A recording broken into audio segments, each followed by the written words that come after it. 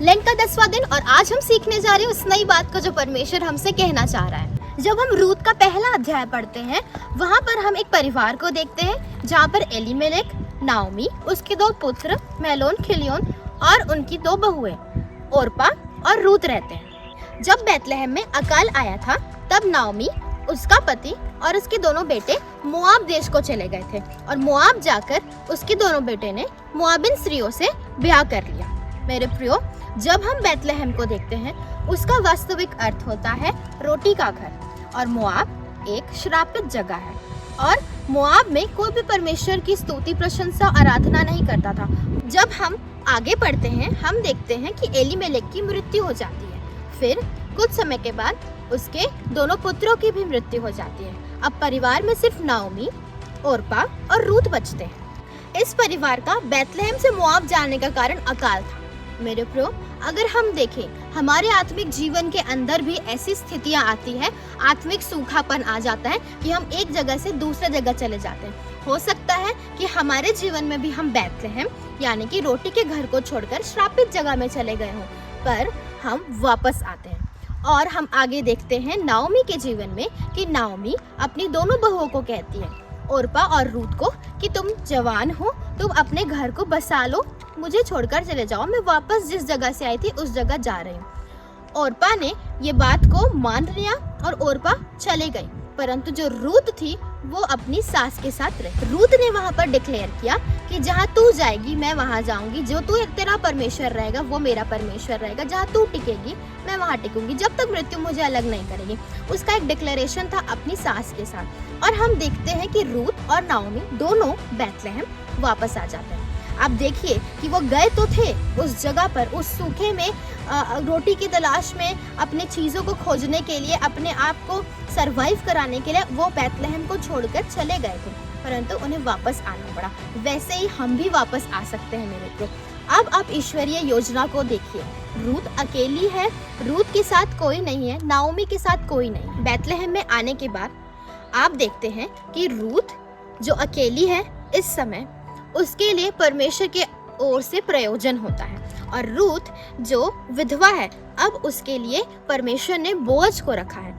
आप यहाँ पर देख सकते हैं, रूत की जगह आप कलीसिया को बना दीजिए और बोअज की जगह आप यीशु मसीह को बना दीजिए कि जो कलीसिया है, जो रूत है, वो अब अकेली है और उससे यीशु मसीह की आवश्यकता थी। रूत को भी घर बसाने के लिए किसी पुरुष की आवश्यकता थी और नाओमी के वंश से बोअज बहुत पर्याप्त उसके लिए एक ईश्वरीय योजना थी और नाओमी ने भी इसके लिए सहमति दी। और हम आगे पढ़ते हैं कि रूत और बोअज का विवाह होता है, उनका एक पुत्र उत्पन्न होता है जिसका नाम वे ओबेद रखते हैं और ओबेद से यिशै उत्पन्न हुआ, यिशै से दाऊद उत्पन्न हुआ।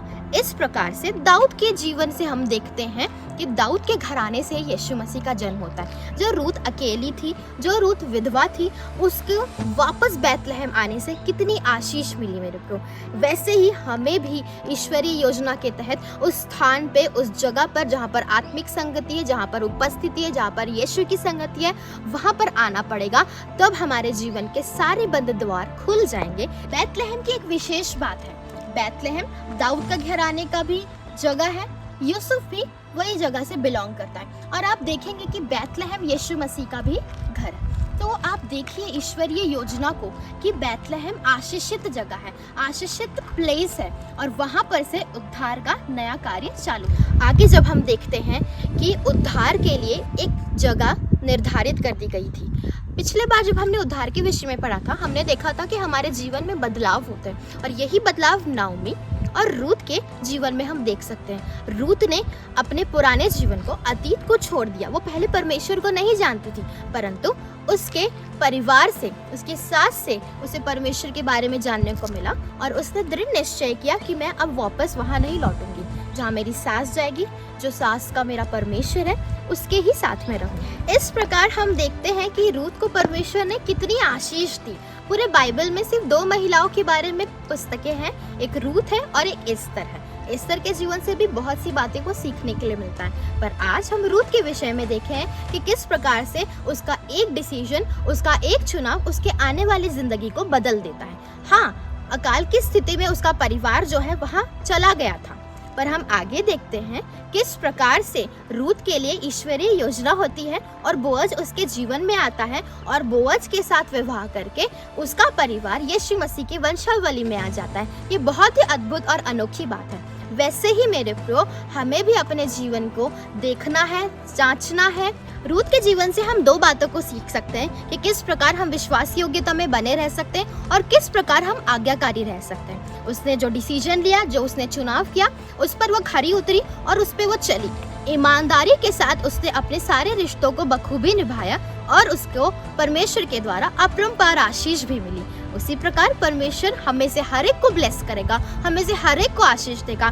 बस शर्त यह है कि हमें ईमानदारी के साथ अपने दायित्व को निभाना। प्रकाशित वाक्य में लिखा है कि देख, मैं द्वार पर खड़ा खटखटाता हूँ, जो कोई मेरा शब्द सुनकर द्वार खोलेगा उसके साथ मैं अंदर आकर भोजन करूंगा। मतलब यीशु मसीह हमारे साथ संगति करने के लिए तैयार है। वो द्वार पर खड़ा खटखटा रहा है, हमारा इंतजार कर रहा है। हो सकता है कि हम भटक गए हैं, परंतु आज ही वापस यीशु मसीह के पास लौटिए। इन लेंट के दिनों में जब आप उपवास में हैं, जब आप प्रार्थना में हैं, प्रार्थना करिए अपने लिए, व्यक्तिगत जीवन के लिए, पारिवारिक जीवन के लिए, अपने प्रिय लोगों के लिए, और जो लोग भटक चुके हैं उनको वापस यीशु के पास लेकर आइए। उन लोगों के लिए बैतलहम में उद्धार का बहुत अच्छा प्रयोजन किया हुआ है। जिस प्रकार बैतलहम में यीशु मसीह का जन्म हुआ, जब हम लूका में पढ़ते हैं कि आज दाऊद के घराने में एक उद्धारकर्ता जन्मा है, वही मसीह प्रभु है। वही मसीह प्रभु आपको और मुझको छुड़ाने के लिए, हमारा उद्धार करने के लिए तैयार है।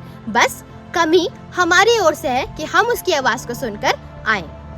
हो सकता है कि आज आप परमेश्वर के रास्ते पर चल रहे थे परंतु भटक गए हो सकता है कि आज आपके जीवन में ऐसी परिस्थितियां आई हो कि आपने बैतलहम को छोड़ दिया हो सकता है कि आपके जीवन के अंदर निराशा आ गई होगी और आप दूसरे मार्ग को चले गए, परंतु आज परमेश्वर आपसे कह रहा है कि आप वापस बैतलहम में लौट आइए और आपके लिए उद्धार का वहाँ पर प्रयोजन है, वहाँ पर ईश्वरीय कार्य होने का प्रबंध है और परमेश्वर आपको आगे लेकर जाएगा और बहुत आशीषों से नवाजेगा। आइए, जो परमेश्वर ने हमें सुंदर अवसर दिया है उपवास काल का, उसमें हम प्रार्थना में रहते हुए, प्रायश्चित करते हुए यीशु के साथ अच्छी संगति करें और उस सहभागिता में रहते हुए पवित्र आत्मा से वो सामर्थ को मांगे और बैतलहम में रहे और अपनी आशीषों को जो हमारे लिए रखा गया है उसको ले लें। अगर आपकी कोई प्रार्थना निवेदन है, आप परेशान हैं, चिंतित हैं, तो जरूर आप कमेंट के माध्यम से हमसे कांटेक्ट कर सकते हैं। हम जरूर आपके लिए प्रार्थना करेंगे। अगर आप इस चैनल में नए हैं तो इस चैनल को सब्सक्राइब जरूर करें और परमेश्वर की सारी आशीषों के लिए परमेश्वर आप सभी को बहुत आयत की आशीष।